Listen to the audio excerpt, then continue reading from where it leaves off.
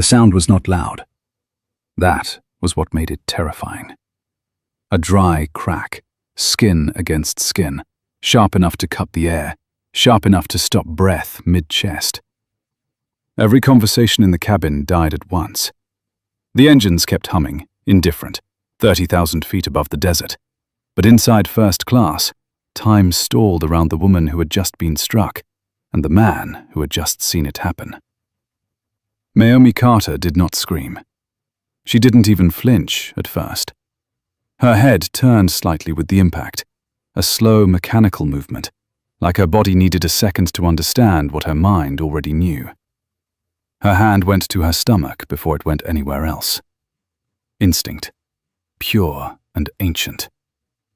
The cabin lights reflected off her wedding ring as her fingers pressed protectively against the curve beneath her coat. Across the aisle, a man dropped his glasses. Somewhere behind her, a woman whispered, "Oh my God." The flight attendant's hand was still raised, trembling now, suspended in the air as if it belonged to someone else. Naomi's breathing was shallow, but controlled. In through the nose, out through the mouth. She counted without numbers. She had learned that trick years ago, long before the pregnancy, long before this flight. Her eyes lifted slowly. Calm, steady, almost cold. She looked not at the woman who hit her, but at the faces watching. The retired judge with his mouth half open. The silver-haired couple frozen mid-reach for each other. The man in the navy blazer already reaching for his phone with shaking hands. This is how it happens, Naomi thought. This is how ordinary days split open. Less than 10 minutes earlier, none of this existed. The flight had been routine. Gate 37 at Phoenix Sky Harbor. Clear skies, smooth boarding. The kind of domestic afternoon flight most people forget before the wheels even leave the runway. Naomi had boarded quietly, nodding at the gate agent, thanking the younger flight attendant who helped stow her carry-on without comment. She had chosen her seat months ago. Window, forward cabin, close to the aisle, easier on her back. She didn't look like what people expected first class to look like. No tailored suit, no visible logos. Just a soft grey coat, flat shoes, hair pulled back with practical care. The only thing that stood out was her posture. Straight, grounded. A woman used to carrying responsibility without announcing it. Linda Hawthorne noticed immediately. 59 years old, senior purser, 27 years in the air. Her eyes flicked from Naomi's face to her belly and back again. Something in her jaw tightened. Not anger, calculation. Linda had been having a bad year. Corporate oversight audits, new diversity modules, younger supervisors who spoke in careful language and watched too closely. She had survived airline mergers, bankruptcies, furloughs, and the long, slow erosion of authority that came with age in a job that worshipped youth and smiles. First class was the one place she still felt in control. When Naomi asked for a lumbar pillow, her voice had been polite, soft, almost apologetic. Linda heard something else. Expectation. We'll see, Linda thought. We'll see who gets what up here. She delayed, served others first, returning with a folded blanket instead of the pillow, smiled tightly, said policy, said safety. Naomi didn't argue. She adjusted the blanket herself, grimacing when she thought no one was watching. The man beside her noticed. So did the woman 2 rows back. No one said anything. Not yet. The turbulence came out of nowhere. A brief drop, just enough to jolt the tray table. Naomi's water tipped and spilled across the white linen, a thin river flowing toward the edge. She reached for napkins, already embarrassed, already murmuring an apology that hadn't been asked for. Linda arrived fast. Too fast. Her shoes stopped inches from Naomi's feet. "Unbelievable," she said, loud enough to carry. "Some people just don't pay attention." It was the word some. Naomi felt it land. She looked up, met Linda's eyes. The space between them filled with something brittle. "It was an accident," Naomi said. Calm, factual. Linda leaned in. You people always say that. The cabin heard it, felt it. A man cleared his throat. A woman shifted in her seat. Naomi's pulse thudded in her ears, but her voice didn't change. I'd like another attendant, she said, and I'll be filing a report when we land. That was the moment. Not the spill, not the request. The report. Linda saw her career flash, not in images, but in consequences. Investigations, meetings, notes in a file. Another mark against her name. Another reminder that the world had changed, and she had not changed with it. You don't threaten me on my aircraft, Linda said. Naomi stood slowly, one hand still on her belly. Her chair slid back with a quiet scrape. The sound echoed. She did not raise her voice. You don't touch me again, she said. Please step back. Linda didn't hear the please. She heard defiance. She heard judgment. She heard the voice of every manager who had told her to watch her tone. Her hand moved before her mind caught up. Now, in the aftermath, the truth of it hung heavy in the cabin. Linda's face drained of color as the reality closed in. Naomi tasted copper. Her cheek burned, but her stomach was steady. Still moving, still safe. The cockpit door opened. Captain Robert Hale stepped out, his expression already hard. 64 years old, former Air Force. He took in the scene in one sweep. The raised hand, the shaken passengers, the pregnant woman standing rigid with control. What happened? He said. A dozen mouths opened. One voice spoke first. The man in the navy blazer. Clear. Measured. She struck her. We all saw it. Phones were visible now. No hiding it. Linda's shoulders sagged. Captain Hale turned to her, his disappointment deeper than anger. You're relieved, he said quietly. Take a seat in the galley. Do not speak to anyone. He turned to Naomi. His voice softened. Mom, are you injured? Naomi shook her head once. Not yet, she said. Her eyes flicked down, then back up. But I will need medical evaluation when we land. You'll have it, he said. The rest of the flight passed in a tight silence. No champagne, no chatter. When they landed in San Diego, security boarded first. Paramedics followed. Statements were taken. Names exchanged. Linda was escorted off, eyes fixed on the floor. Naomi waited until the cabin emptied. Then she took out her phone. It rang once. Daniel answered. His voice was warm. Hey, you down already? She closed her eyes. Daniel, she said. Something happened. There was a pause. Not confusion. Focus. Are you safe? Yes. And the baby? Yes. Another pause. Longer this time. Tell me everything, he said. She did. Simply, clearly. When she finished, there was silence on the line, so complete it felt heavy. Daniel spoke at last. His voice had changed. Still calm, but sharpened. What was her name? Linda Hawthorne. Which flight? He exhaled slowly. Naomi, he said. I need you to listen to me. Do not speak to the airline again, not yet. I'm calling the board. The board? She echoed. Yes, he said. Then, softer. I'm coming to get you. She opened her eyes. The terminal glass reflected her face. Steady, marked, awake. Daniel hung up and turned to the window of his office overlooking the bay. Liberty Pacific Airlines. His airline. The one he had rebuilt quietly over a decade. The one no one ever associated with his name because he preferred it that way. Not today. Today, the flight had landed with a slap. and the reckoning had already begun. By the time Naomi Carter stepped into the private medical room just beyond the jet bridge, the adrenaline that had carried her through the cabin finally began to thin. The room smelled like antiseptic and recycled air, a small square of calm pretending to be neutral. A paramedic clipped a blood pressure cuff around her arm, careful, respectful, eyes trained on her face more than the monitor. Naomi focused on the hum of the fluorescent light above, on the faint vibration still lingering in her bones from the flight, on the slow rhythm of her own breathing. In through the nose, out through the mouth.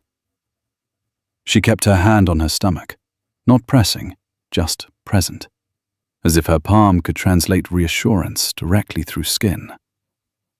The medic spoke softly, asking routine questions. Any dizziness, any pain, any contractions?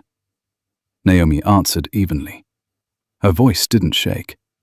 It surprised the medic. It surprised Naomi too. Somewhere deep inside, something had shifted into a colder, steadier gear. Shock had a way of sharpening the edges of clarity. Outside the room, she could hear muffled voices. Security, a supervisor. The low, professional cadence of people who knew exactly which words to use and which ones to avoid. Names were being written down, timestamps noted, procedures activated. Everything moved according to protocol now, which meant the incident was no longer personal. It was documented. When the cuff released, the medic nodded. Elevated, but not dangerous. He met her eyes. "We'll monitor you for a bit longer, ma'am, just to be safe." Naomi thanked him. The words came automatically. Politeness was muscle memory. Down the hall, Linda Hawthorne sat alone on a metal bench near the service corridor, her uniform jacket folded in her lap, like something borrowed. She stared at the floor tiles, counting them without meaning to, the way people do when they're trying not to look at their own hands. Her right palm still tingled. She flexed her fingers, then curled them into a fist, then forced them open again. Around her, the airport kept breathing. Announcements echoed. Luggage wheels rattled. Life continued with casual cruelty. A younger supervisor approached, tablet tucked under her arm, face arranged into a mask of empathy that didn't reach her eyes. Linda looked up too late, the moment already recorded in the woman's posture. "Ms. Hawthorne," the supervisor said, "we're going to need you to come with us for a statement." Linda swallowed. "I was provoked," she said, the words tumbling out before she could stop them. "I was threatened." The supervisor didn't react. She simply nodded, as if noting the weather. "We'll document everything," she said. Then she gestured toward the corridor. "Please." Linda stood slowly. Her knees felt older than they ever had at 30,000 feet. As she walked, she caught her reflection in a glass panel. Pale, small. A woman she barely recognized. Across the terminal, a man in a navy blazer stood near a coffee kiosk, phone pressed to his ear, eyes tracking the movement of uniforms with trained precision. Mark Ellison had been seated 3 rows behind Naomi on the flight. Retired Marine Corps colonel, 71 years old. He had learned long ago the difference between chaos and crisis. Chaos was loud. Crisis was quiet. What he had seen in the cabin was not chaos.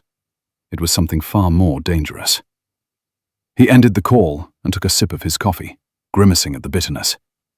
His wife, Ellen, joined him, her hand sliding into the crook of his arm without asking. She had not spoken much since the landing. She didn't need to.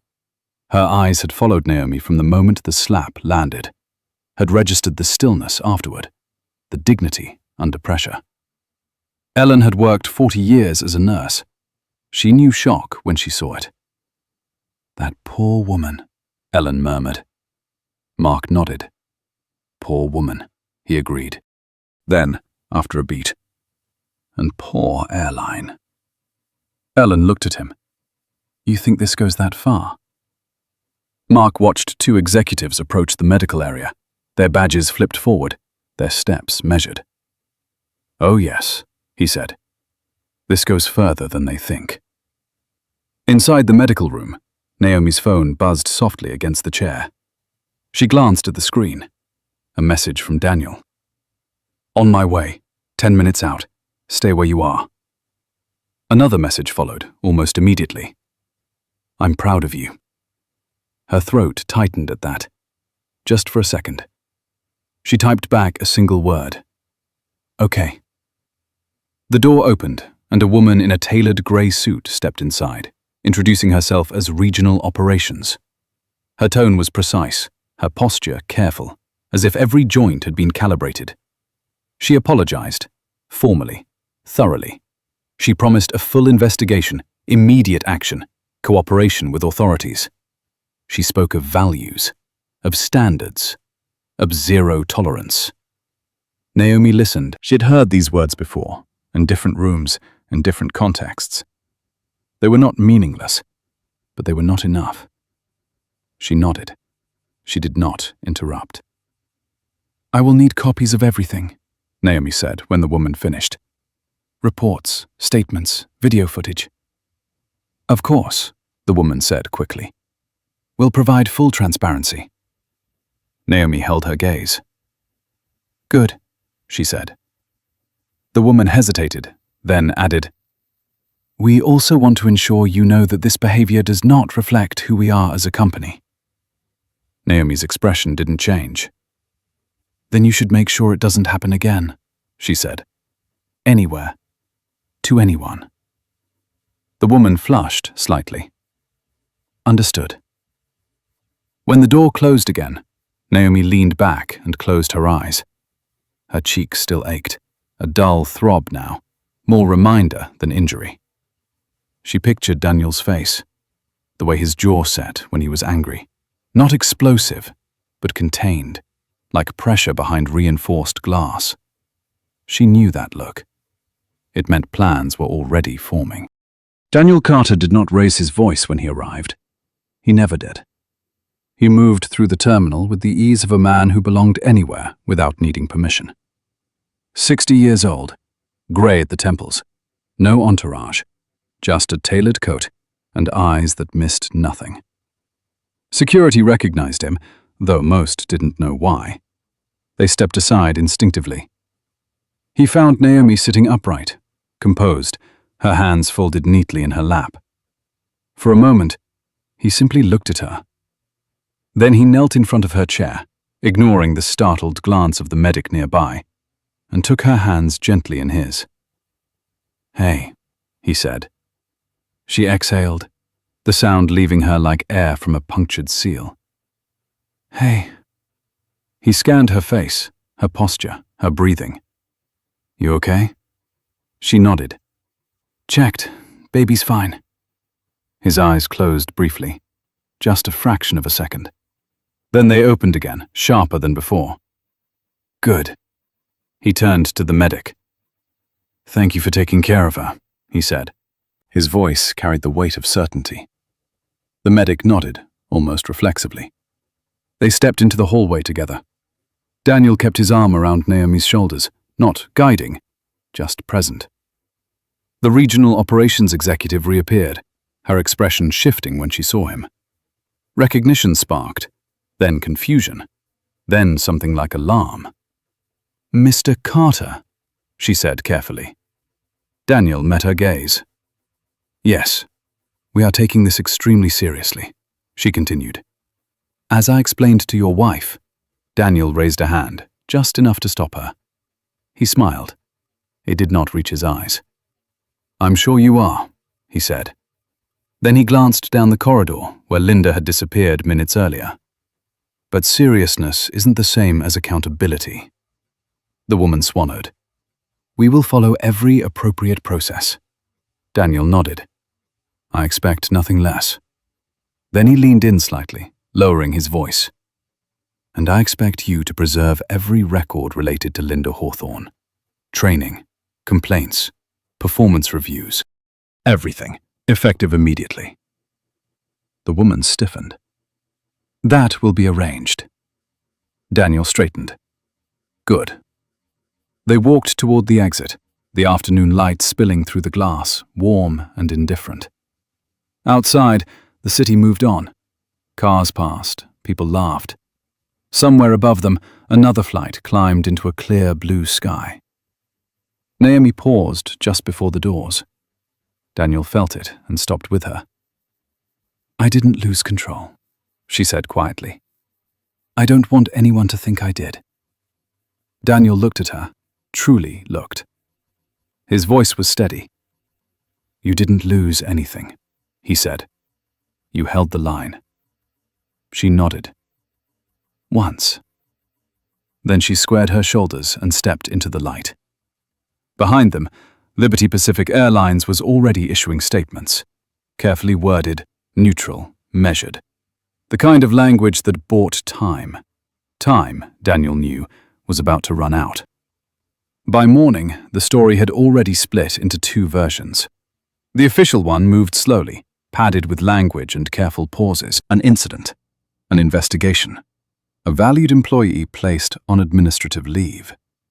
The unofficial one moved faster, carried by whispers, by shaky phone footage that never quite showed the moment, but captured the sound, the shock, the way the cabin inhaled all at once. Neither version told the whole truth. Not yet.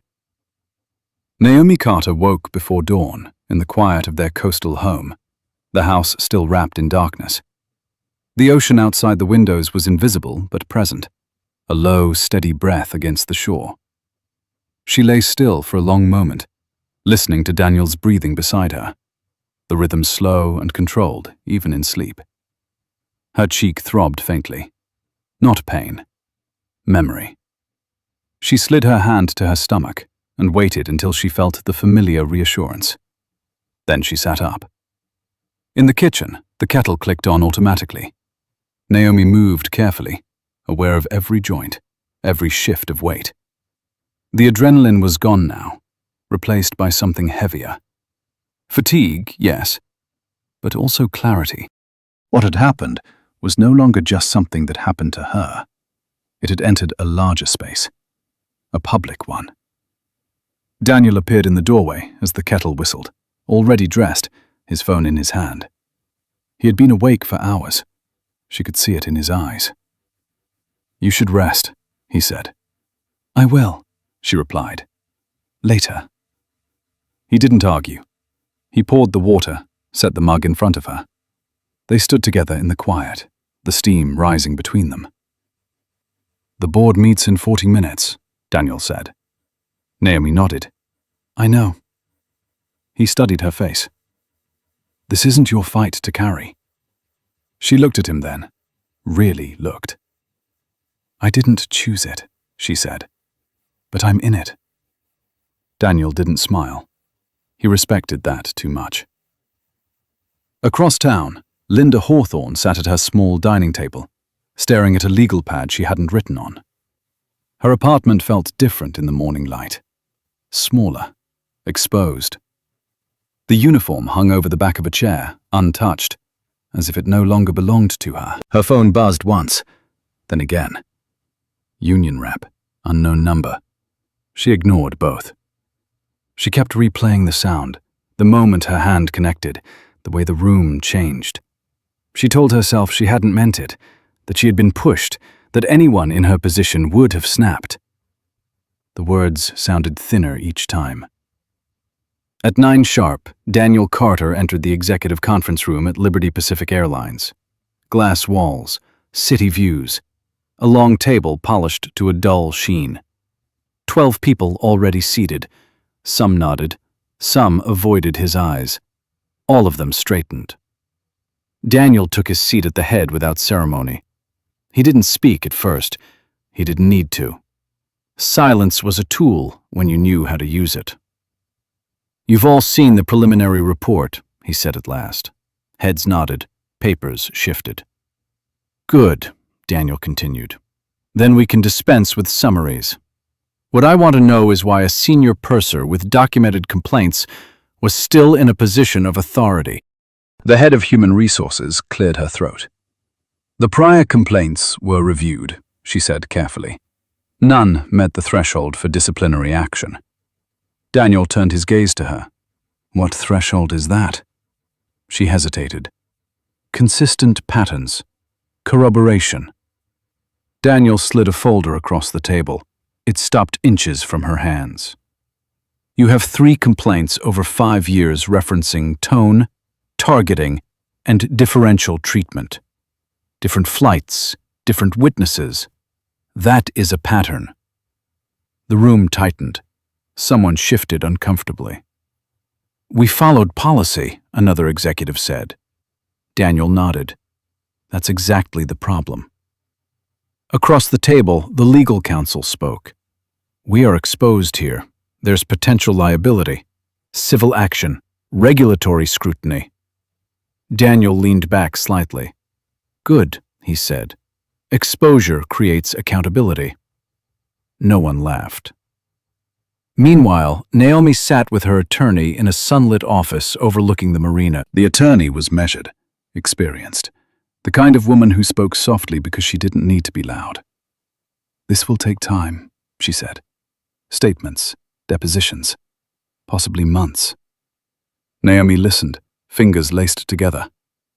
I'm not interested in speed, she said. I'm interested in outcomes. The attorney nodded. We can pursue personal damages. We can also push for systemic changes. Training, oversight. Naomi's gaze drifted to the window. I don't want a check to make this disappear, she said. I want it to stop happening. The attorney studied her for a moment. Then she nodded too. That can be arranged. Back at the airport authority office, Captain Hale gave his statement for the 3rd time. His voice was steady, his posture rigid. He described the escalation, the intervention, the aftermath. He did not editorialize. He did not soften. When asked if protocol had been followed, he answered honestly. It was followed, he said, but it should not have come to that point. The investigator wrote that down. By midday, the airline's internal channels were buzzing. Emails marked confidential, requests for documentation, notices of review, training schedules suddenly pulled forward. People who had ignored past memos now read every line. Linda's union rep finally reached her mid-afternoon. This is serious, he said. They have witnesses, video, and the passenger is well represented. Linda stared at the wall. What happens to me? The rep hesitated. Worst case? Termination. Charges. Linda laughed once, a short, hollow sound. After everything. I can try to negotiate, he added. But you need to understand, this isn't just about you. She ended the call without replying. As the day wore on, Daniel moved with precision. Calls placed, files requested, quiet instructions given to people who understood exactly what he meant without needing explanation. He did not raise his voice. He did not threaten. He simply asked questions that required answers. By late afternoon, he stood alone in his office, looking out over the bay again. The light had shifted, clouds gathering offshore. He picked up his phone and dialed a number he rarely used. Release the internal memo, he said. No spin, no softening. Acknowledge the failure. Commit to changes. Immediately. There was a pause. Are you sure? Yes. He ended the call and turned as Naomi entered, her steps slower now, careful. He crossed the room and took her hands. It's moving, he said. She nodded. I know. They stood together, the weight of the day settling between them. Outside, the wind picked up, whitecaps forming on the water. This is bigger than us, Naomi said, quietly. Daniel looked at her. That's why it matters, he replied. In another part of the city, Linda sat in the dark, the television casting blue light across the room. A news anchor spoke in calm tones.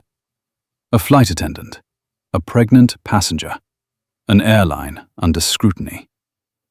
Linda reached for the remote and turned it off. The silence pressed in. And somewhere between the boardroom and the living room, between policy and consequence, the story kept unfolding, gathering momentum, no longer something that could be contained.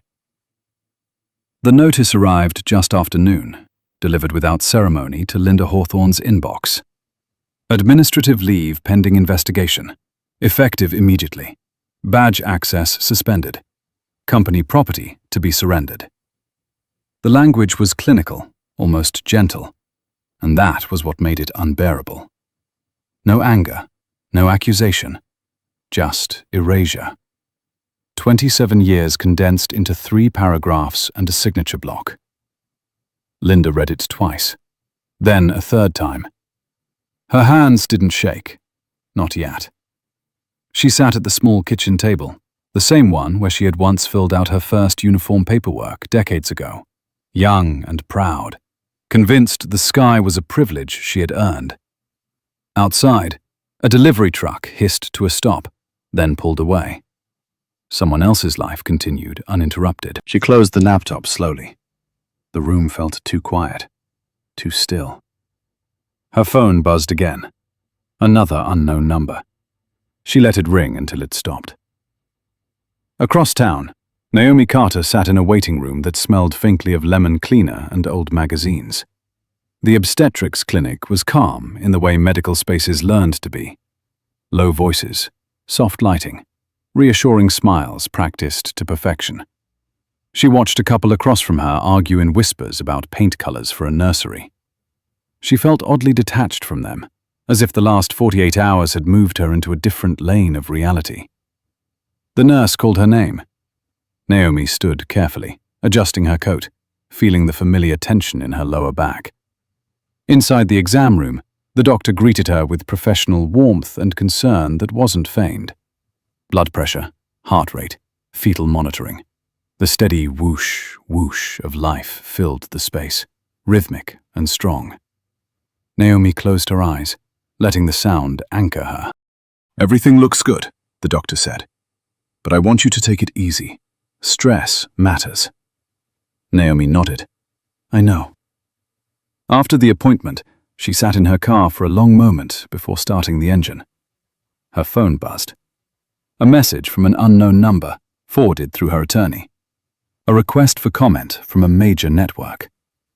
She stared at it, then locked the screen. Not yet.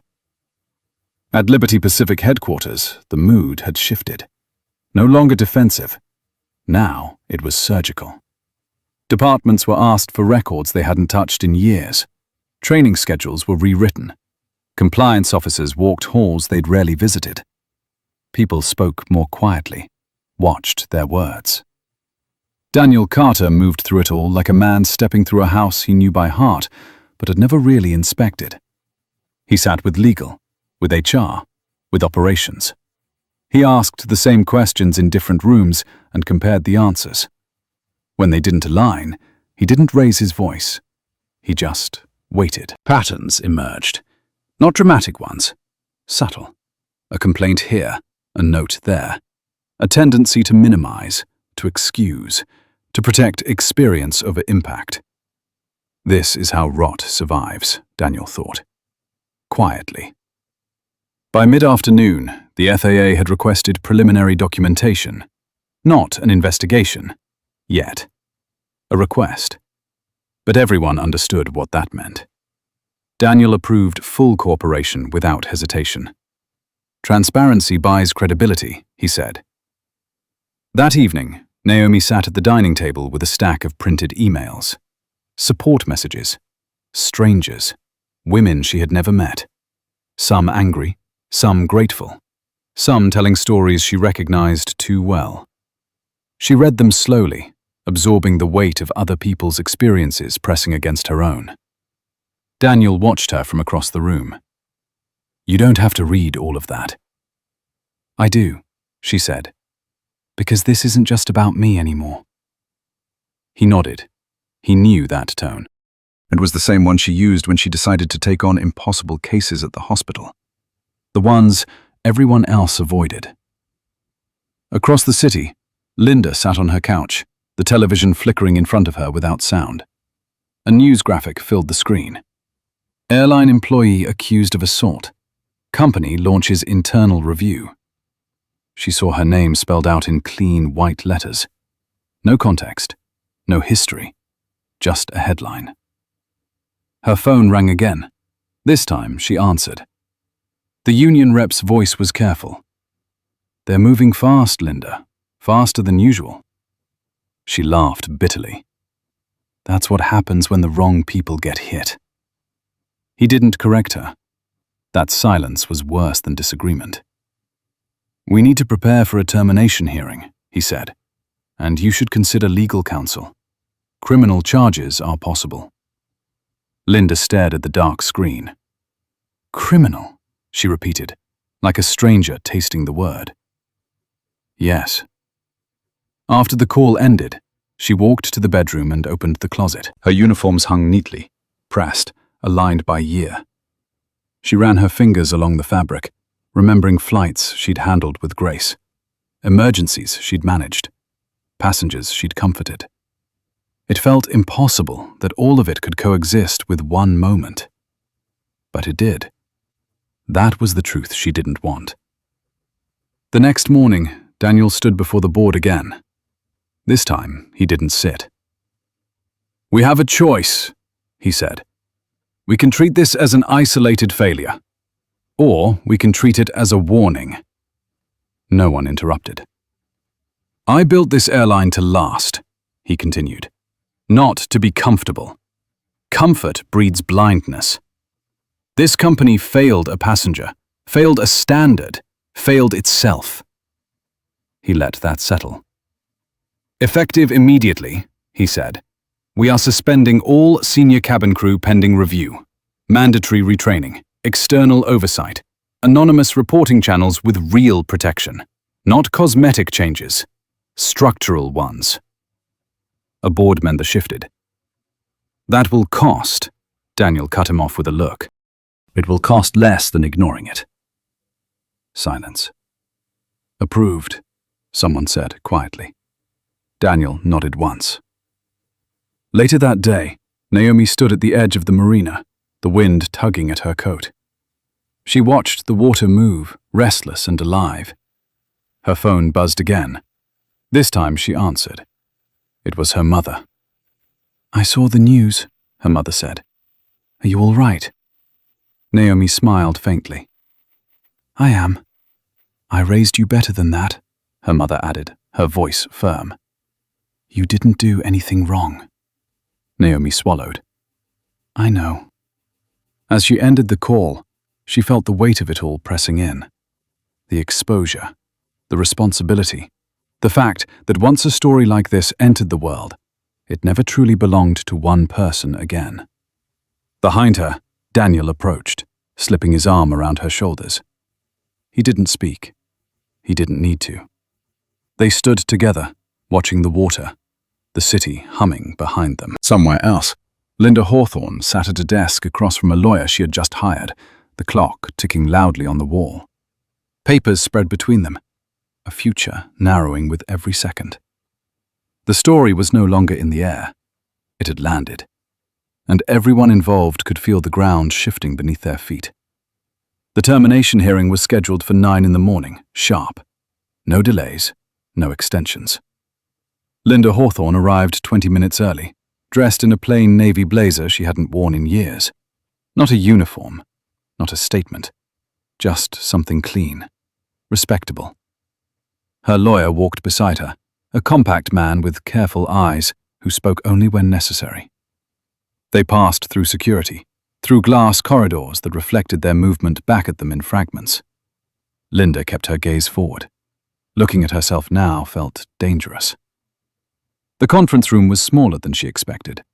No long table, no view.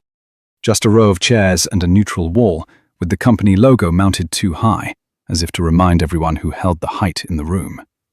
Human resources sat on one side, legal on the other. No board members, no executives. Not yet. The HR director began without preamble. We're here to review the findings related to the incident on Flight 847. Linda nodded once. Her hands were folded in her lap.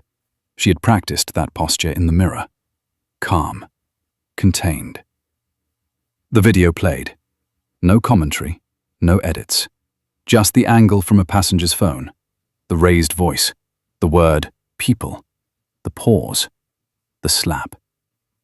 The sound landed harder in the quiet room than it ever had on the plane. Linda felt something in her chest crack open. Not guilt. Not yet. Recognition. The HR director stopped the video before the end.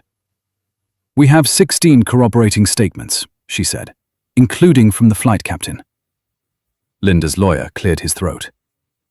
"We acknowledge the seriousness of the event," he said, "but we believe mitigating factors exist. Stress. Provocation." Legal counsel spoke next. "Provocation does not justify physical assault, especially against a vulnerable passenger." Linda opened her mouth, closed it. Her lawyer shot her a warning glance. She leaned back, swallowing words that had nowhere safe to land. The decision came quickly. Termination for cause, effective immediately. Benefits revoked pending litigation. Cooperation with authorities ongoing. Linda didn't cry. She felt oddly hollow, as if something essential had already left her body before the words were spoken. As she stood to leave, the HR director added something softer. "This outcome does not erase your years of service." Linda paused. Then she nodded, once, and walked out. Across town, Naomi Carter sat in a small conference room at her attorney's office, hands wrapped around a mug she hadn't touched. Her attorney slid a document toward her. A draft complaint. Assault. Discrimination. Emotional distress. Systemic failure. "We can file as early as tomorrow," the attorney said. Naomi read slowly. Every word carried weight. She imagined them landing in courtrooms, in news segments, in conversations she would never hear. She looked up. "I don't want to exaggerate," she said. "I want it accurate." The attorney smiled faintly. "Accuracy is power," she said. Outside, Daniel Carter took a call as he walked the length of Liberty Pacific's hangar, the smell of fuel and metal thick in the air. His voice was calm, his words clipped. "No settlement talks yet," he said. "Yes, I understand the pressure. No, that's not acceptable. We're not buying silence." He ended the call and stood still for a moment, watching a ground crew guide a plane into position. Precision, signals, trust. The system worked only when everyone did their part. His phone buzzed again, a message from communications. Media interest escalating. Editorial boards requesting comment. Daniel typed back a single line. "We will speak when the investigation concludes." He knew the cost of waiting. He accepted it. That afternoon, Naomi visited the hospital.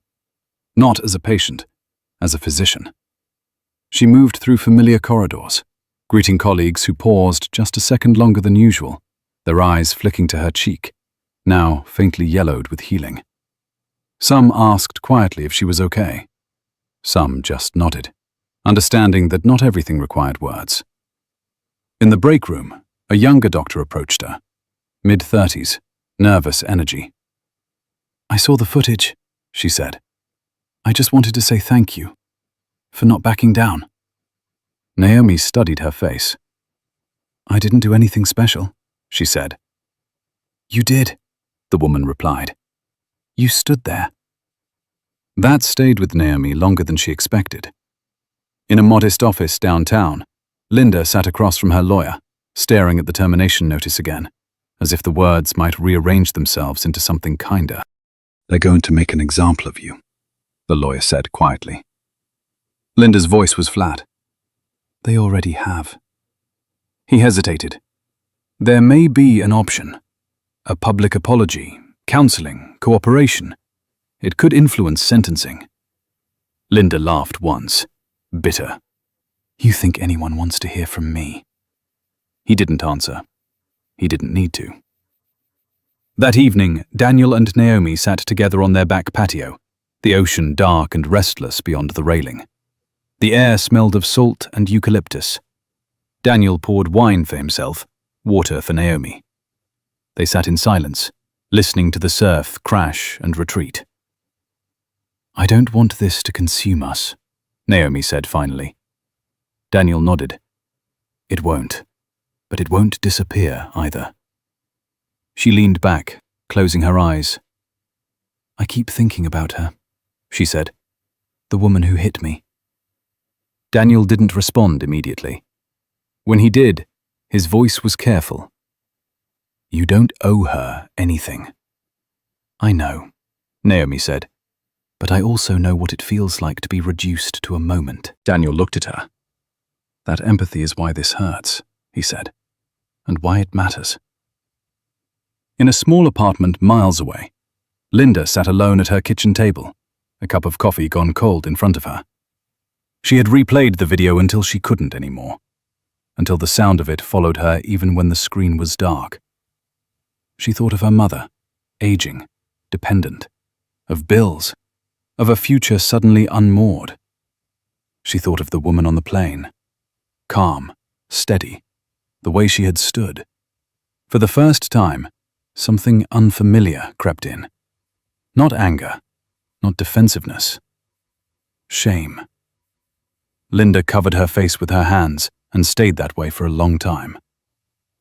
The next morning, the city woke to headlines that were sharper, less forgiving.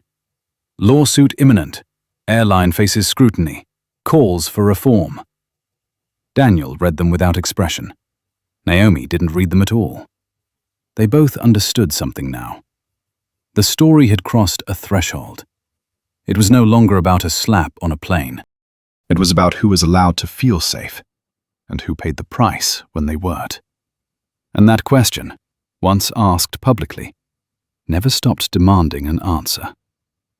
The letter arrived on thick paper, the kind meant to feel official before it even made sense. Linda Hawthorne held it over the sink, afraid to open it at the kitchen table, where her mother used to sit when she visited, afraid the words might stain the place. She slit the envelope with a dull knife and read it standing up. Criminal charge filed, misdemeanor assault, mandatory court appearance, counseling recommended, not optional. Her knees weakened, and she gripped the counter until the room steadied. This was no longer corporate language. This was the law. Outside, rain tapped at the window in short, impatient bursts.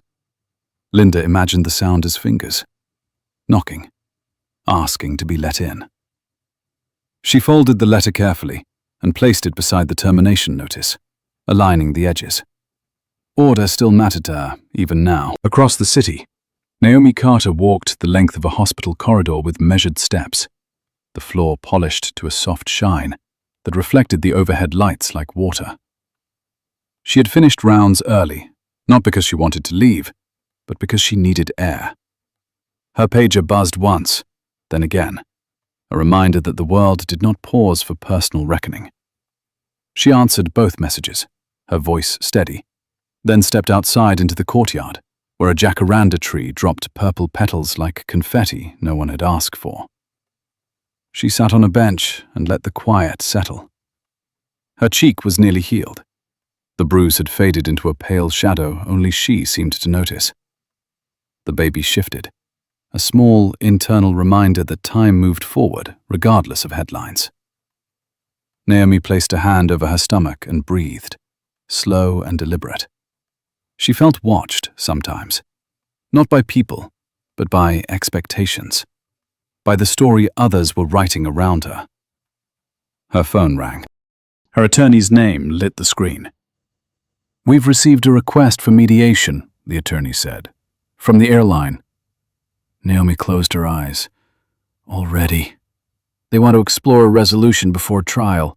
Terms include policy reforms, compensation, public acknowledgement. Naomi listened without interrupting. "And Linda Hawthorne." There was a pause.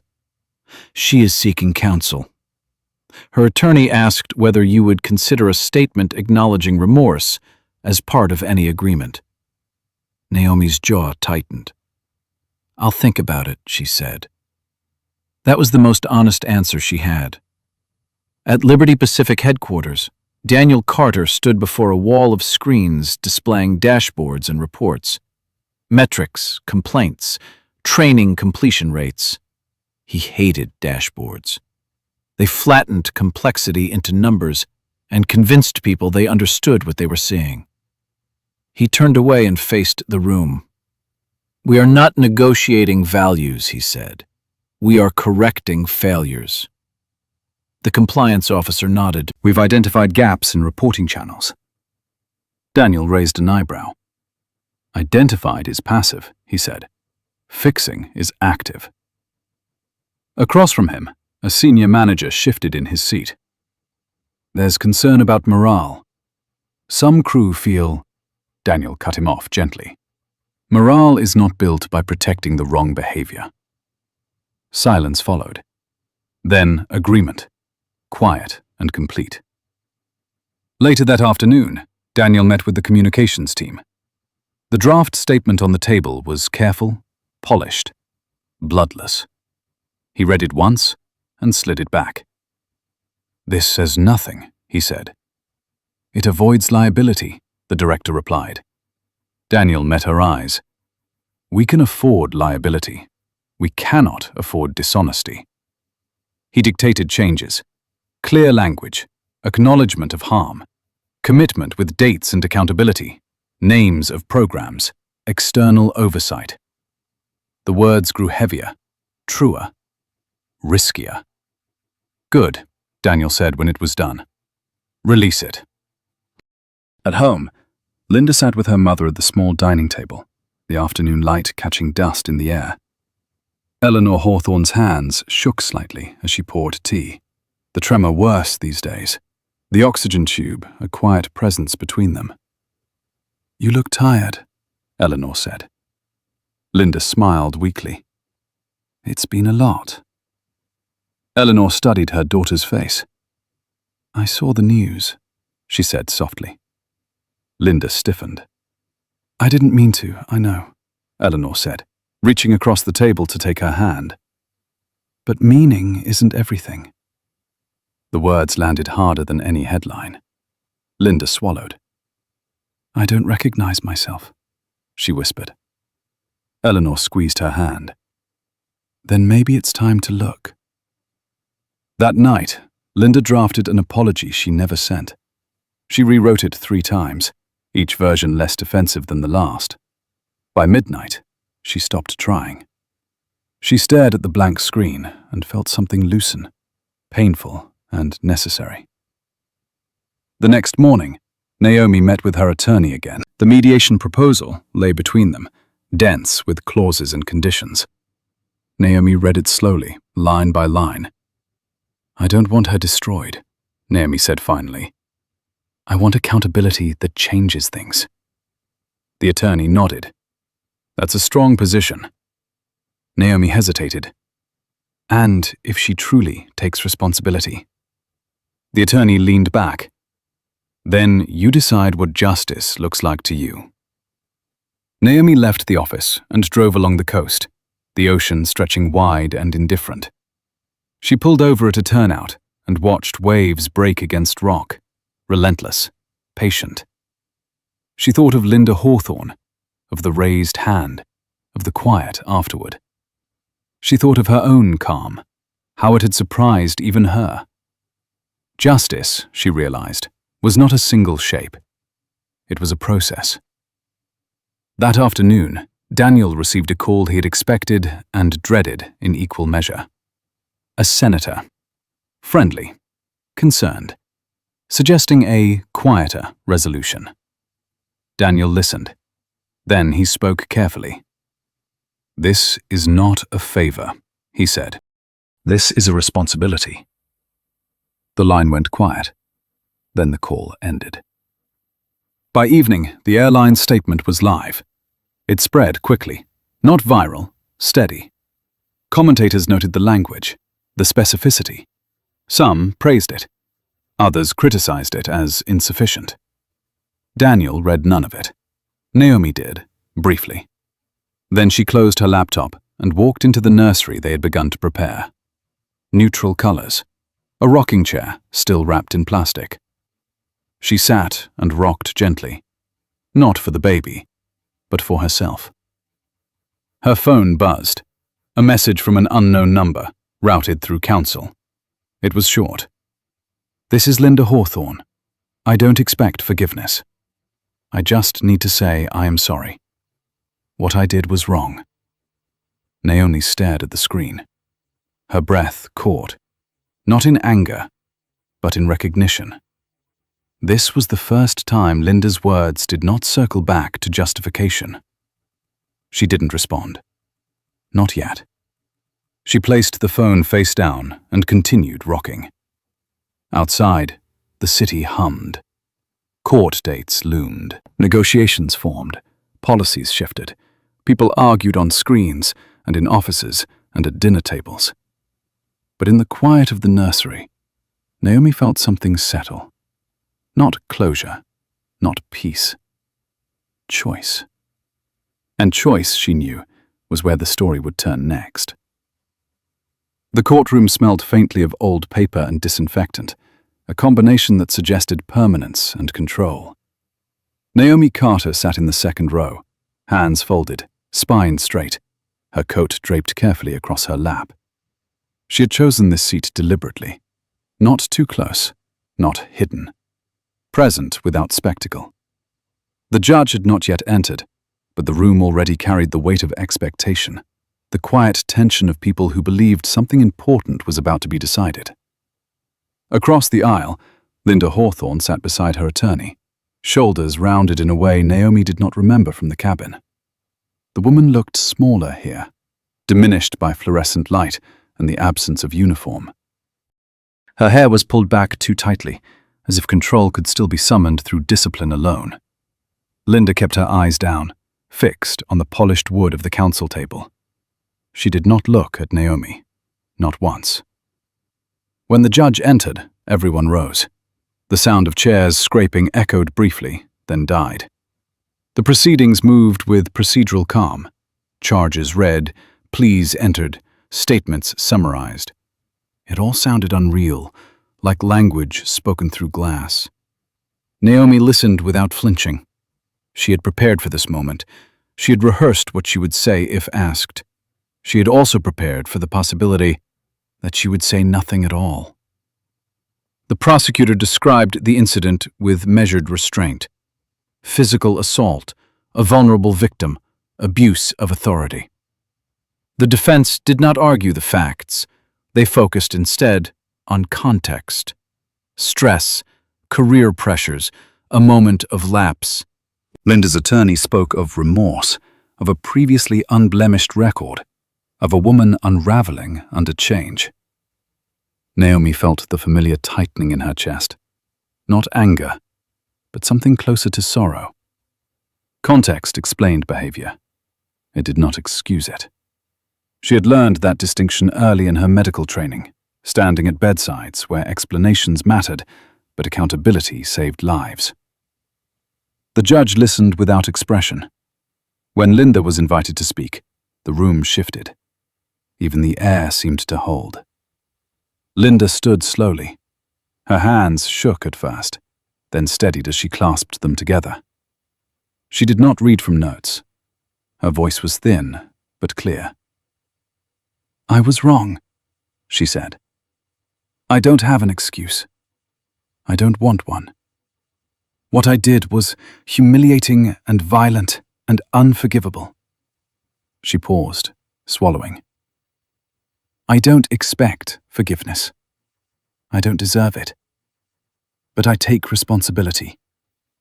Her eyes flicked upward, just briefly, toward Naomi. The look was raw, unarmored. Then Linda looked back down. The judge nodded once. The sentence was measured. Probation. Mandatory counseling. Community service focused on conflict de-escalation and bias awareness. No jail time. A warning delivered with the gravity of someone who understood the weight of restraint. Court adjourned.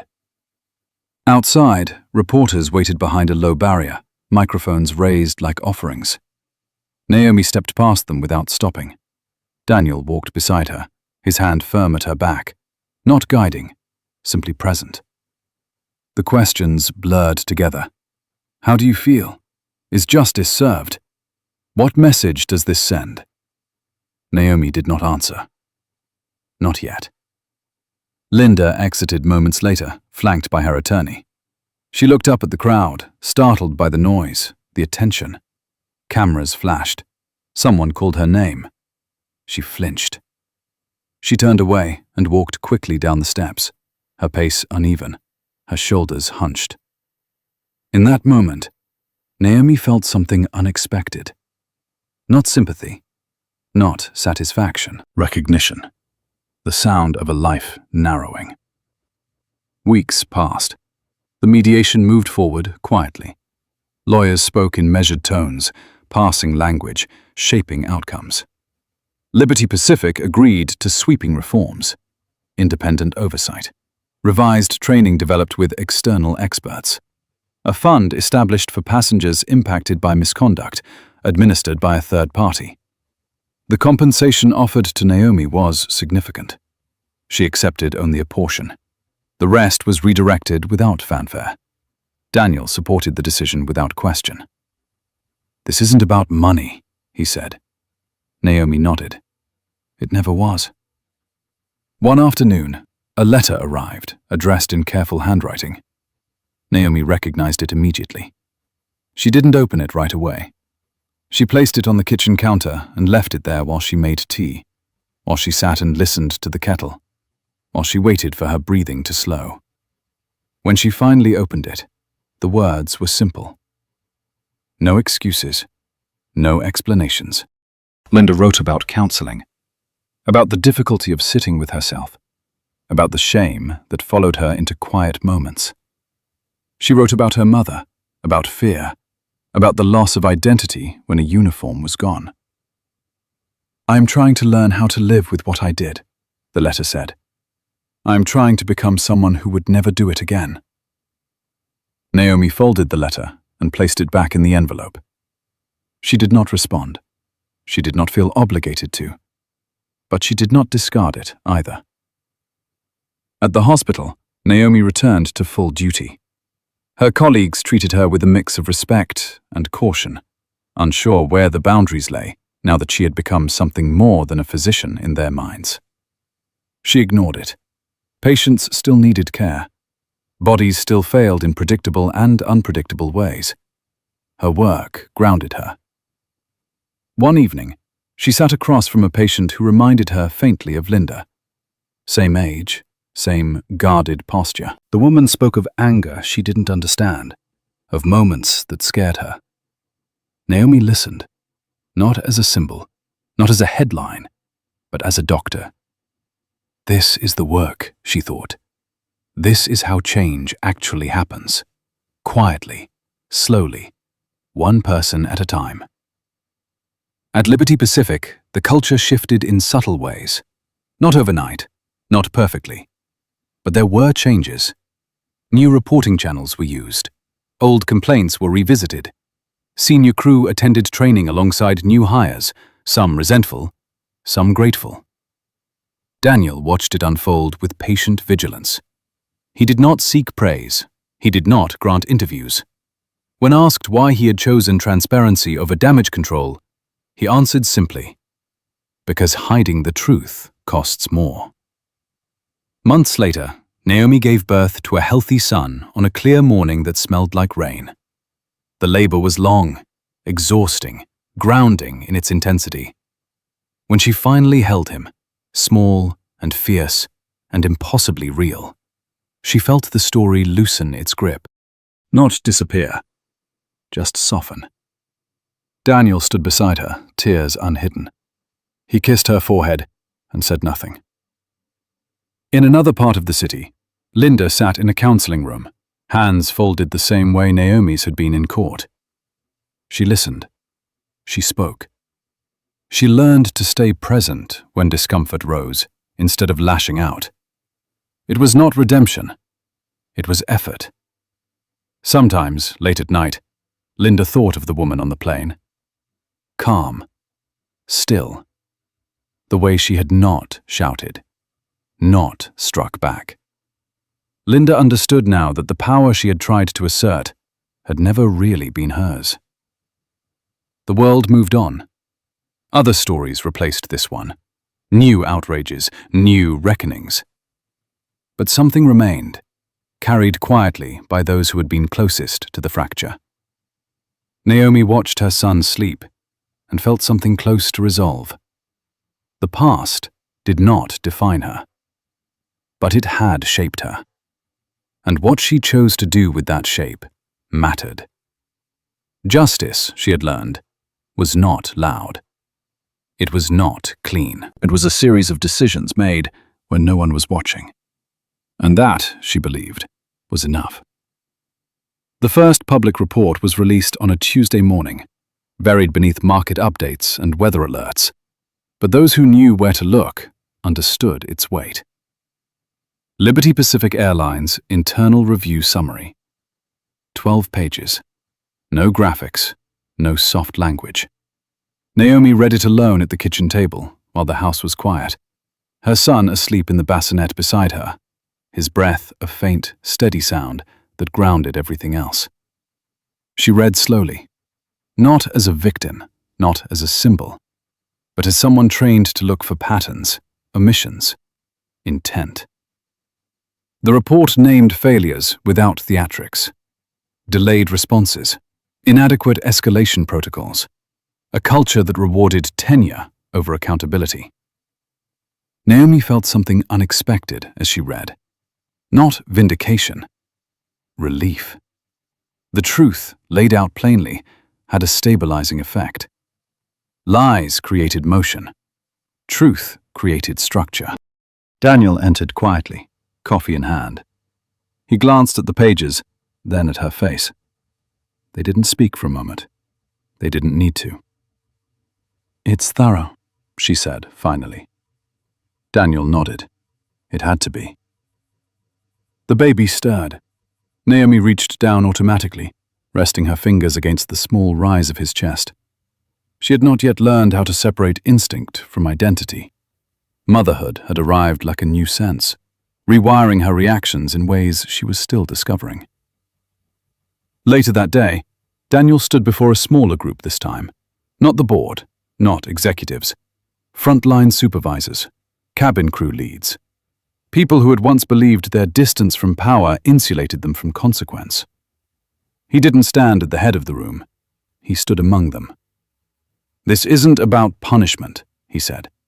"It's about responsibility. And responsibility does not dilute with time served." A woman in the back crossed her arms. Someone else looked down at their hands. Daniel saw it all. Resistance, fear, benefic. He had learned long ago that real change never felt clean. "You will be uncomfortable," he continued. "If you are not, then this process is failing." No applause followed. That was fine. Across town, Linda Hawthorne folded laundry in her mother's living room, the television murmuring in the background. The rhythm helped. Shirts, towels, socks paired with careful precision. Counseling sessions had taught her to anchor herself in repetition when her thoughts began to spiral. She still had moments when the memory of the slap surfaced without warning. The sound, the stillness afterward. But now, instead of pushing it away, she let it sit. Unpleasant, necessary. Her mother watched from the recliner, oxygen hissing softly. "You're quiet today," Eleanor said. Linda didn't look up. "I'm thinking." "About what?" "About who I thought I was." Eleanor nodded. "That's a long road." Linda paused, then spoke. "I used to think respect was something you took." Her mother's voice was thin but steady. "Respect is something you keep." That stayed with Linda long after the laundry was done. At the hospital, Naomi returned to teaching rounds. Residents gathered around her, attentive, notebooks open, eyes alert. She spoke about cardiac rhythms, about stress responses, about how the body remembered trauma even when the mind tried to forget. She did not mention herself. She didn't have to. The room understood the subtext. Afterward, a resident lingered. "Do you ever get tired?" she asked quietly. "Of being composed all the time?" Naomi considered the question. "Yes," she said. "But composure isn't suppression. It's choice." That night, Daniel and Naomi sat on the floor of the nursery, backs against the wall, watching their son sleep. The house was dim, the world reduced to the rise and fall of a small chest and the soft hum of the monitor. "Do you regret it?" Daniel asked. Not settling. Not letting it fade. Naomi didn't answer immediately. She listened to the quiet, to the way the night held them without demand. "No," she said finally. "I would regret teaching him that silence was safer than truth." Daniel reached for her hand. He squeezed once.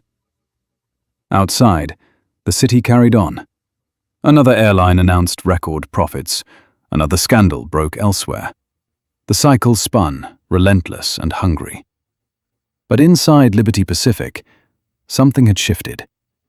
Complaints were logged differently. Conversations happened sooner. A supervisor pulled a junior attendant aside after overhearing a dismissive tone. Not to scold, to correct. It was small, almost invisible. But it mattered. Weeks later, Naomi received an invitation she had not expected. A closed-door panel. Aviation regulators, labor representatives, no press, no audience. Just a long table and people who had spent decades in rooms like it. They asked her to speak not about the incident, but about impact. Naomi did not bring notes. She spoke plainly.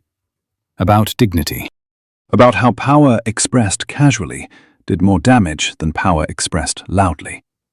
About how systems failed not when people were cruel, but when cruelty was ignored. When she finished, no one rushed to respond. A man with grey hair and tired eyes nodded slowly. "We don't hear this often enough," he said. Linda watched the panel online later, alone in the kitchen. She recognized Naomi's posture immediately. The steadiness, the refusal to dramatize. Linda felt something tighten in her chest.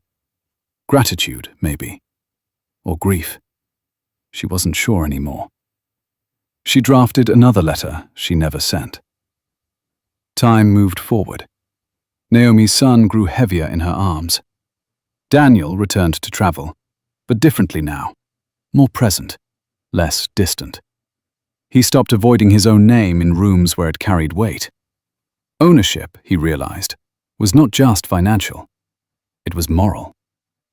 One evening, Naomi and Daniel attended a small community event at the hospital. No cameras, no speeches, just donors and doctors and families. A woman approached Naomi hesitantly, her voice low. "I was on that flight," she said. "I didn't say anything. I wish I had." Naomi met her eyes. "You're saying something now," she said. "That matters." The woman nodded, tears pooling. "Thank you." Later, as they drove home, Daniel glanced at Naomi. "You changed more than policy," he said. Naomi looked out at the passing lights. "Change doesn't announce itself," she replied. "It just accumulates." In a modest counseling office, Linda completed her final mandated session. The counselor closed the folder and looked at her gently. "You've done the work required," she said. "The rest is up to you." Linda stepped outside into the afternoon sun. It felt too bright. She stood there for a moment, breathing, then began to walk. No uniform, no destination, just forward. That night, Naomi rocked her son in the quiet dark, humming something wordless. She thought of the woman who had struck her, of the systems that had allowed it, of the strange, irreversible intersection of their lives. The story was no longer unfolding publicly. It had settled into quieter places, homes, offices, habits. It lived now in decisions made without witnesses. Naomi pressed her lips to her son's hair and closed her eyes. Some stories end with resolution. Others end with responsibility. This one, she knew, would never truly end. It would simply be carried forward.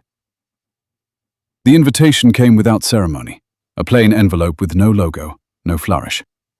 Naomi Carter found it mixed among hospital mail and pediatric appointment reminders, its weight indistinguishable until she opened it. A private meeting. Federal Aviation Oversight Committee. No press, no recordings, just testimony. Not about the incident itself, but about the aftermath, about what had changed and what had not. She sat at the kitchen counter, the letter unfolded, her son asleep in a sling against her chest. His warmth steadied her as she read. This was the part no one warned you about. The part after the headlines faded, when institutions wanted wisdom without spectacle. She accepted without hesitation. The meeting took place in a federal building that smelled faintly of carpet cleaner and old files. The room was windowless, deliberately neutral, designed to flatten emotion. 12 people sat around the table. Regulators, airline executives from other carriers, labor representatives with decades etched into their faces. Naomi took her seat and folded her hands, the same posture she had held in court, in hospital rooms, in moments where steadiness mattered more than force. They asked careful questions about reporting structures, about fear, about the subtle ways authority insulated itself from challenge. Naomi answered plainly. She did not dramatize. She did not soften. She spoke about silence as a learned behavior, about how passengers and employees alike were trained to tolerate discomfort to avoid escalation. She spoke about how systems rewarded those who endured quietly and punished those who named harm too early. When she finished, no one rushed to fill the silence. Finally, an older man with a pin from a long-defunct airline cleared his throat. "We focused on safety in the mechanical sense for decades," he said. "We forgot that people are part of the system." Naomi nodded. "People are the system," she said. Across the country, Linda Hawthorne stood in the parking lot of a community center just outside Riverside, staring at a hand-painted sign taped to the door. Conflict Resolution Workshop. Mandatory attendance. She had already completed the required counseling. This was voluntary. Recommended. The kind of thing people told themselves they would skip once the paperwork stopped. Linda went inside anyway. The room was small. Folding chairs. A circle. No podium. No hierarchy. A facilitator asked everyone to introduce themselves by first name only and state why they were there. When it was Linda's turn, her voice caught briefly before settling. "I'm here because I hurt someone," she said. "And I don't want to ever be that person again." No one reacted. No judgment, no absolution. Just space. Linda felt something unfamiliar loosen in her chest. Not relief. Permission. Back in San Diego, Daniel Carter sat in his office reviewing quarterly projections that no longer felt abstract. Complaints were down, reporting was up, training costs had exceeded estimates. He approved every expense without comment. When an advisor suggested scaling back, Daniel shook his head. "You don't scale back integrity," he said. "You invest in it." Later, he stood before a group of new hires at Liberty Pacific's training facility. He was not introduced by title. He introduced himself. "My name is Daniel Carter," he said. "I own this airline. And that means I am accountable for everything that happens on our planes." The room was silent. No one checked their phone. No one whispered. Ownership, spoken plainly, carried weight. Naomi watched the recording later, alone. She recognized the expression on Daniel's face. Resolve without ego. It made her proud in a way that was quiet and enduring. That evening, she walked along the beach with her son bundled against her, the sky bruised purple and gold as the sun sank. She passed strangers who nodded politely, unaware of who she was or what she had carried. She liked it that way. Identity, she had learned, was something you could hold lightly without losing strength. Her phone buzzed. A message from her attorney. The civil case had been formally closed, settlement finalized, terms implemented. No further action required. Naomi stopped walking. She looked out at the water, endless and unmoved. Closure, she realized, was administrative. Meaning was personal. In a modest living room miles away, Linda sat with her mother, watching an old movie neither of them followed closely. Eleanor's breathing was slower now, more labored. Linda held her hand, counting each rise and fall, the way Naomi once had on the plane, the way people did when control slipped, and presence was all that remained. "I'm proud of you," Eleanor said suddenly. Linda blinked. "For what?" "For staying," Eleanor said, "when it would have been easier to disappear." Linda swallowed. She did not trust herself to answer. At the hospital, Naomi received a letter from a medical student she barely remembered. A thank you. For showing what calm resistance looked like. For proving that strength did not have to shout. Naomi folded the letter and placed it in a drawer she reserved for things worth keeping. Time passed. Not dramatically. Incrementally. The way real change always did. Naomi returned fully to her practice. Daniel resumed travel. Linda volunteered twice a week at the community center, not as penance, but as practice. The airline moved forward under closer scrutiny. The system adjusted, imperfectly, but visibly. One night, long after the house had gone quiet, Naomi stood by her son's crib, watching him sleep. She thought of the woman who had struck her, not with anger, but with clarity. That moment no longer defined either of them. What followed did. She whispered a promise, not to him, but to herself. To remain awake, to remain deliberate, to never confuse silence with peace. Outside, the tide turned, unseen but certain. And somewhere between regret and responsibility, between harm and repair, the story reached its truest shape. Not an ending, a direction. The morning Naomi Carter returned to the airport, she did not announce herself. She parked in short-term parking, walked through automatic doors that breathed open and closed, and blended into the quiet stream of travelers who carried coffee cups and unfinished thoughts. The terminal smelled the same as it always had. Polished floors, warm pretzels, jet fuel hidden beneath recycled air, life moving forward without memory. That was the point. She stopped near the large glass wall overlooking the runways. Planes taxied in slow, deliberate arcs, their movements choreographed and exact. She watched ground crews signal with bright wands, watched engines spool and calm, watched systems function because people did what they were supposed to do. Somewhere inside her chest, something settled into place. Naomi had not come for closure. Closure was a myth sold to people who wanted an ending that felt neat. She had come for confirmation. To see whether the space where everything had cracked still carried the echo of it, or whether something new had taken root. Behind her, a familiar voice spoke, careful and professional. Dr. Carter. She turned. Captain Thomas Reynolds stood a few feet away, older now, lines deeper around his eyes, posture still rigid with habit. He was not in uniform, just a jacket and slacks, like any other man passing through. "I heard you were in the building," he said. She nodded. "I was nearby." They stood together for a moment, both facing the glass. The silence between them was not awkward. it was earned.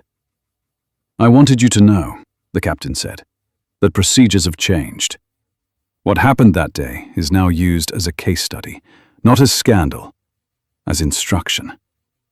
Naomi looked at him. "Good." He hesitated. "I regret that it took something like that." "So do I," she said. "But regret doesn't rewrite outcomes. Action does." He nodded once, accepting that without defense. They said goodbye with a handshake that held weight without ceremony, then parted in opposite directions, two people returning to lives reshaped by the same moment. As Naomi walked toward the exit, she passed a young flight attendant, practicing announcements under her breath, shoulders squared, voice soft but precise. The woman glanced up, smiled politely, then returned to her rehearsal. Naomi felt no need to interrupt. This was not about recognition. This was about continuity. Outside, the sun sat high and bright, bleaching the edges of everything it touched. Naomi paused, adjusting the strap of her bag, feeling the familiar ache in her lower back that reminded her she was still human, still subject to gravity and time. Her phone buzzed. A message from Daniel. "Landing now. See you soon." She smiled faintly and typed back a simple acknowledgement. Then she walked to her car. Across the city, in a community center painted in soft, forgiving colors, Linda Hawthorne stacked chairs after the end of a workshop. Her movements were slower now, more deliberate. She no longer rushed through tasks as if speed itself were proof of worth. The facilitator thanked her quietly. Linda nodded, the exchange brief and unremarkable. That was how she preferred it. On the drive home, Linda passed the airport exit and felt the familiar tightening in her chest. It did not overwhelm her anymore. Counseling had taught her not to flee discomfort, not to fight it either. She breathed through it and kept driving. There were places she no longer belonged. Accepting that was part of becoming someone new. At home, her mother slept in an armchair by the window, oxygen tubing resting against her cheek, the television murmuring low. Linda covered her with a blanket and stood for a moment, watching the rise and fall of her breathing. Responsibility, she had learned, was not loud. It was consistent. Back at the hospital, Naomi finished her last appointment of the day as the sky outside shifted toward evening. She washed her hands carefully, the ritual grounding familiar. Her patients smiled with relief as test results were explained. Another small victory, another ordinary moment restored. Naomi valued those more than anything now. As she left the building, Daniel waited by the car. He opened the door for her, a gesture he had never needed to make but chose to anyway. They drove along the coast in companionable silence, the ocean catching fire with reflected light as the sun lowered itself into the horizon. "You went to the airport," he said eventually. "Yes." "How did it feel?" She considered. "Quiet," she said. "In a good way." He nodded. "That makes sense." At home, they moved through the evening with practiced ease. Dinner prepared, dishes washed, their son fed and settled, the house filled with small domestic sounds that stitched the day together. Later, when the baby slept, Naomi and Daniel sat on the back steps, the air cooling around them. "People keep asking if it was worth it," Naomi said softly. Daniel didn't need clarification. "And?" She looked out into the dark. "I think they're asking the wrong question." He waited. "It's not about whether it was worth it," she said. "It's about whether silence would have been easier, and whether easier would have been right." Daniel reached for her hand. "It wouldn't have been." She nodded. "I know." They sat there a while longer, listening to the night settle. Somewhere in the distance, a plane passed overhead, its lights blinking steadily as it moved toward an unseen destination. Naomi watched until it disappeared, leaving only the low echo of motion behind. She thought of everyone touched by that flight. Not just the ones whose names had been printed or spoken aloud, but the quiet witnesses. The ones who learned something and carried it forward. The ones who would intervene sooner next time. The ones who would pause before misusing authority, because they had seen where that road ended. The world did not change all at once. It never did. It shifted in increments. Decisions stacked on decisions. Courage layered over fear. Accountability reinforced through repetition. Naomi rose and went inside, checking once more on her sleeping son. She brushed a finger against his cheek and felt the simple miracle of warmth and breath. This was what mattered.